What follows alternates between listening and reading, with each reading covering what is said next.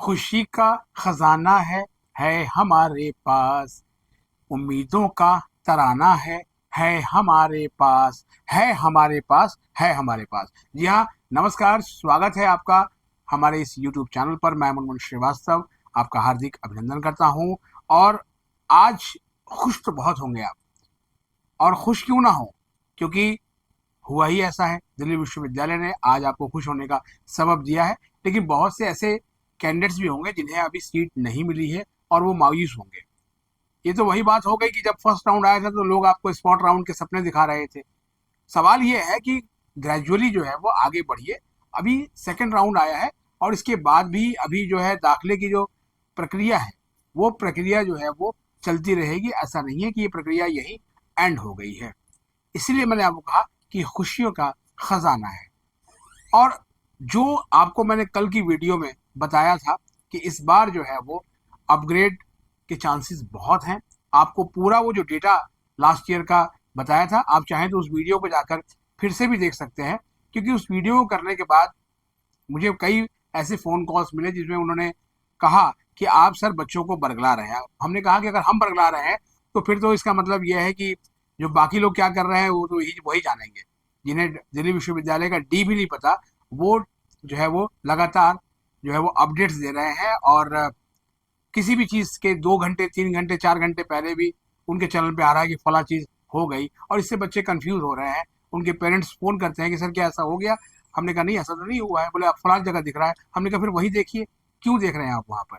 जहाँ पर आपको सूचनाएं मिल रही हैं आप वहाँ आइए और वेबसाइट देखने की आदत डाल लीजिए दिल्ली विश्वविद्यालय की। क्योंकि ड्यू की जर्नी जो है वो जैसे जैसे ये ट्रेन आगे बढ़ेगी, प्लेटफॉर्म नए नए स्टेशन आएंगे और कुछ वहां उतर जाएंगे, कुछ कहीं उतर जाएंगे, कुछ कहीं उतर जाएंगे। और फिर धीरे धीरे जो है वो आपके लिए भी जो है वो स्पेस बनेगा। और अगर नहीं बनेगा तो बहुत सारी चीज़ें और भी हैं। आप लोगों ने बहुत सारे बैकअप प्लान्स भी रखे होंगे और वहाँ भी आप जा सकते हैं। क्योंकि इस बार क्या हुआ है कि दिल्ली विश्वविद्यालय की एडमिशन प्रक्रिया जितने भी सेंट्रल यूनिवर्सिटीज़ हैं उनमें सबसे पहले जो है वो शुरू हुई है। इसीलिए अगर दिल्ली विश्वविद्यालय आपको नहीं मिलता है, अव्वल तो हम चाहेंगे कि सभी को दिल्ली विश्वविद्यालय मिल जाए, लेकिन नहीं मिलता है तो बाकी जगहों पर भी आपके लिए विकल्प है। और उम्मीद पर दुनिया कायम है। जी हाँ, याद आ गया होगा आपको लास्ट ईयर वाली वीडियो, जब कट ऑफ ऊंची गई और उसमें जो है वो ये पंक्तियां आपको सुनने को मिली थी। आज जब मैं डेटा को एनालिसिस कर रहा था, डेटा आज थोड़ा देर से आया क्योंकि अ, जब कल हमने वीडियो की थी तो मैंने आपको बताया था कि लास्ट ईयर 2 घंटे 28 मिनट की देरी से एलोकेशन जो है वो हुआ था। शायद लगता है प्रशासन ने सुन ली और इस बार जो है वो लगभग 40 मिनट पहले ही आपको एलोकेशन दिखनी शुरू हो गई और लगातार धड़ाधड़ जो है वो मैसेज आने लगे कि सर सीट मिल गई, थैंक यू सर, सीट मिल गई सर, जो है वो पसंद का कॉलेज मिल गया। और सबसे बड़ी जो खुशी मुझे तब हुई जब एक स्टूडेंट ने लिखा कि उसको जो है वो बी ऑनर्स पॉलिटिकल साइंस मिल गया और फर्स्ट राउंड में उसको जो है वो कोई और सीट मिली थी बहुत दूर दराज के कॉलेज में, और अब उसको जो है वो दयाल सिंह इवनिंग कॉलेज मिला है। तो मुझे बड़ी खुशी हुई। क्यों? क्योंकि उसके पेरेंट्स चिंतित थे इस बात के लिए कि हम उसी कॉलेज में भेजेंगे जो मेट्रो से वेल कनेक्टेड हो। तो जिनको भी दयाल सिंह कॉलेज या दयाल सिंह इवनिंग कॉलेज मिला है, उनको मैं बता दूं कि जो मेट्रो स्टेशन है जवाहरलाल नेहरू स्टेडियम का, उसका एक जो गेट है वो कॉलेज के बिल्कुल प्रीमाइसिस के पास में ही खुलता है और वहां से एक छोटा गेट बनाया गया है जिससे कि कॉलेज के स्टूडेंट्स जो है वो आते हैं। क्योंकि मेट्रो का वो स्टेशन जो है वो कहा जाता है कि दयाल सिंह कॉलेज ने ही उसको बनाने के लिए जगह दी थी, जिससे कि उनके स्टूडेंट्स को भी जो है वो फायदा हो। अब सवाल ये है कि आखिर इस राउंड में खुश होने की इतनी बात क्या है, जब पिछले राउंड में ही बड़ी संख्या में सीटें अलॉट हुई थी और जो है वो एक्सेप्टेंस भी हो गई थी, फीस पेमेंट भी हो गई।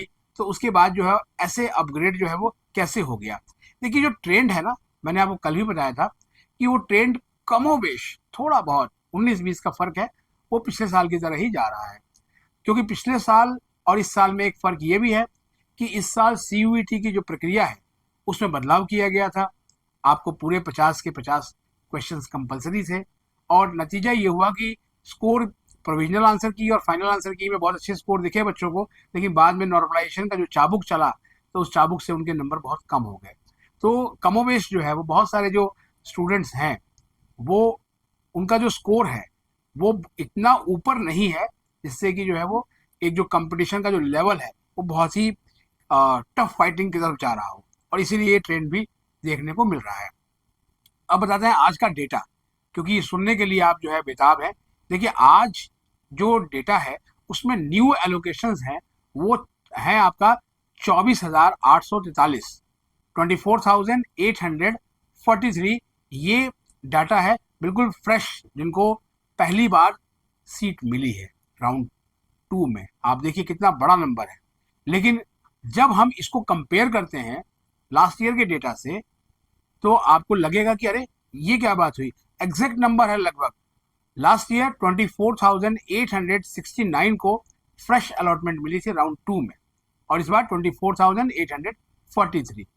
तो पिछली बार से हल्का सा कम ही अलॉटमेंट है, लेकिन कमोवेश इसको हम कहेंगे कि उसी के आसपास है। अपग्रेड को लेकर भी बहुत ज़्यादा बच्चों को डराया जा रहा था कि शायद ही अपग्रेड मिले, और जो है आप बैकअप रख लो, बैकअप ऑप्शन, फलाना ढिमका यूनिवर्सिटी, ये यूनिवर्सिटी, इसके बारे में जो है लगातार जो है वो प्रचार किया जा रहा था कि आप इसको जो है वो रखें। देखिए पहले भी मैंने आपको बताया है और अभी भी बताऊंगा, दिल्ली विश्वविद्यालय की जो ये एडमिशन प्रक्रिया होती है वो काफ़ी लंबी चलती है, लेकिन इस बार ये बहुत लंबी नहीं चलेगी। इसके बारे में दिल्ली विश्वविद्यालय के vice chancellor professor Yogesh Singh ji भी कह चुके हैं कि जितनी भी जल्दी हो सके, क्योंकि जो ये सेमेस्टर होता है ना वो बहुत छोटा होता है। फर्स्ट ईयर का फर्स्ट सेमेस्टर सबसे छोटा होता है और स्टूडेंट्स को बहुत जल्दी कवर करना पड़ता है। आप सोचिए कि फर्स्ट 2 राउंड के स्टूडेंट्स जब कॉलेज पहुंचेंगे उन्हीं से ये सेशन शुरू होगा, और उसके बाद भी अभी और एडमिशन होंगे।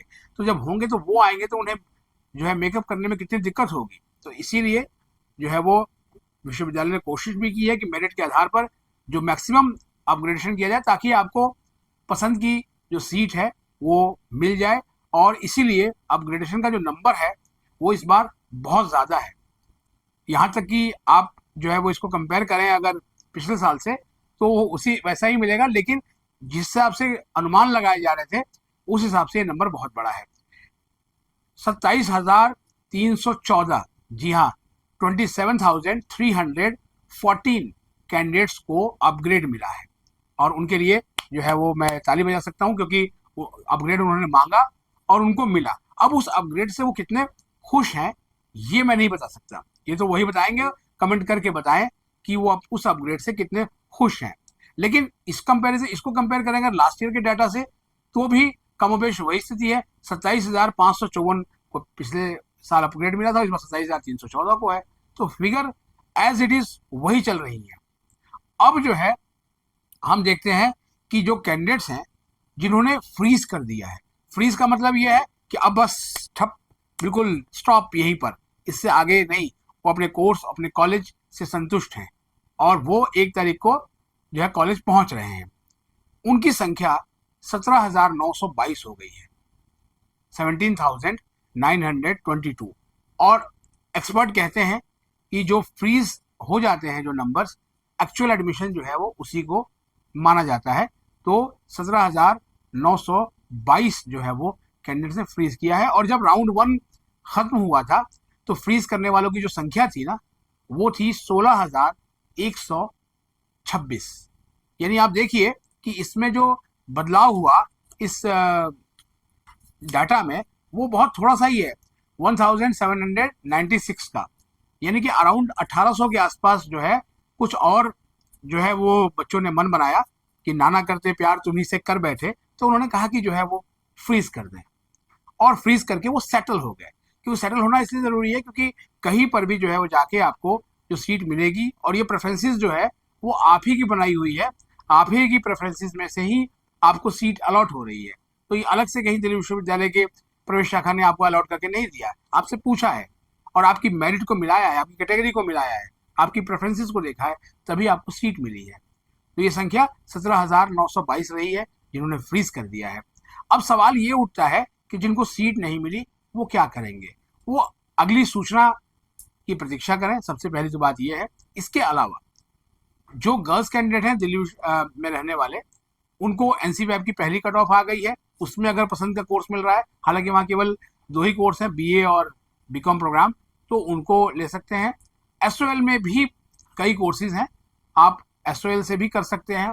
एक ऑप्शन के रूप में आप जो है उसको चुन सकते हैं, क्योंकि SOL के डायरेक्टर प्रोफेसर पायल मागो ने कहा था कि अगर जो है वो रेगुलर में एडमिशन मिल जाता है तो एक प्रोसेसिंग चार्ज जो कि बहुत नॉमिनल है उसको जो है वो काट के उनकी पूरी जो फीस है वो वापस कर दी जाएगी। तो आप वहाँ भी वो बैकअप के लिए आप देख सकते हैं। अभी से मैं ये नहीं कहूँगा कि आप बिल्कुल हथियार डाल दें, हिम्मत हार जाए, ऐसा नहीं है।